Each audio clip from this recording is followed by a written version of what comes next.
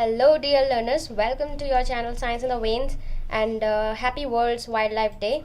Protect all the fauna and flora of your surroundings. So let's start today's video.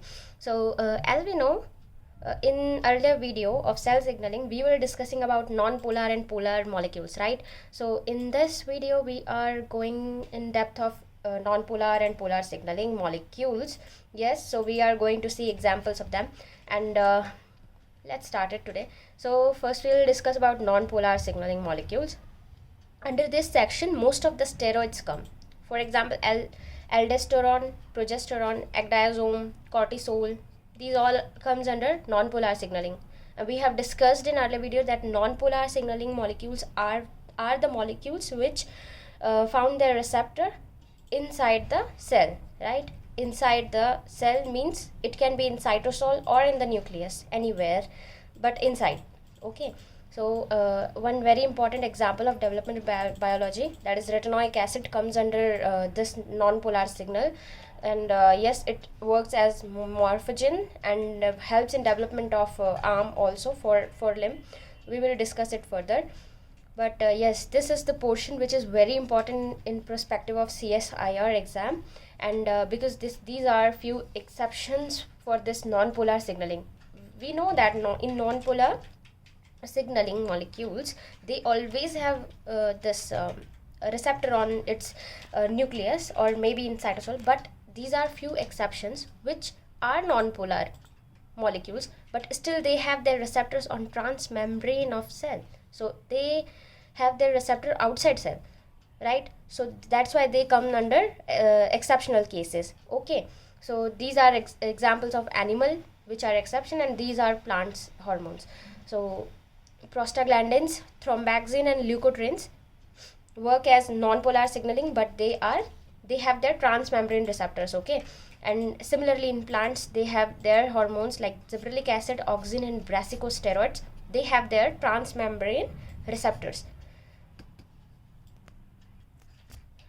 So I made a special video for this portion because I saw these questions were asked in 2018 and 2019 also repeatedly. So I think people miss this part, but the CSIR only focus on those parts which they think that people will miss somehow, right? So now let's discuss about polar signaling molecule. Similarly, polar signaling molecules are those molecules which have their receptor present on plasma membrane. It means outside cell, right, on membrane. So under this there are the examples of several amino acids which comes under this. Okay, so aspartate and glutamate are one of them, and two of them, and they are excitatory neurotransmitters. So excitatory neurotransmitters means they open sodium channels and result into depolarization of cell membrane, which results into this. Okay, so I'll be explaining it here, just wait. Look at another example also. So there are several other examples of polar signaling molecules, and these are glycine and GABA, and it is repeatedly asked in CSIR so many times, and they function as inhibitory neurotransmitters. So these are the amino acid which act as excitatory neurotransmitter, and these are which act as inhibitory neurotransmitter. Now let's see what is this excitatory and inhibitory means. Okay, so as we know, our plasma membrane have comparatively negative charge inside cell membrane, right? Because in place of one potassium ion, two sodium ions are going out from a plasma membrane. Okay, so due to this, if you consider two positive charge here and one positive charge will remain here, right? So comparatively we can say that this area, cytosolic area, is more negative in comparison of this outside cell area, right? So that's why we say that this is polarization, and here the negative charge is inside cell it is negatively charged, and outside it is positive charge on basis of these movement of ions. But what happens when these excitatory neurotransmitters works, what they do is they open sodium channels. If they will open sodium channels, channels will from this channel sodium will move inside cell. Now it will hamper our negative positive charge, right?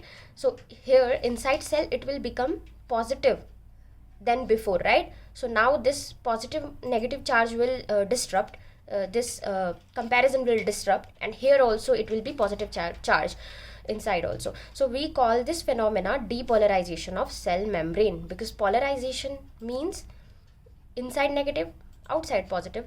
Depolarization would mean no negative positive, inside also positive and outside also positive, right? That's why we are calling it depolarization.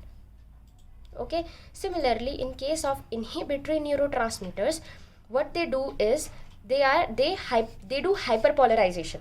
Now look at this term hyper means so much, right? High, right? So what they do is they open chlorine channels. Now we all know that chlorine have negative charge, and here inside cell it was already negative, and if it will open these neurotransmitters will open chlorine channels, then chlorine will start moving inside cell and it will make it much more negative than before, right? So now the negative charge here will increase a lot. That's why we call it hyperpolarization. Okay, so that's all about polar signaling molecules. So I would like to tell you one thing, that this portion is really important, as I have mentioned everywhere that this is asked in CSIR. The other portion was also asked in 2018-19. So just don't miss this part, and remember these points. Okay, so thanks for watching today's video, and I will be coming up with other further videos soon. So press the bell icon to stay updated with my channel, and hit the like button, hit the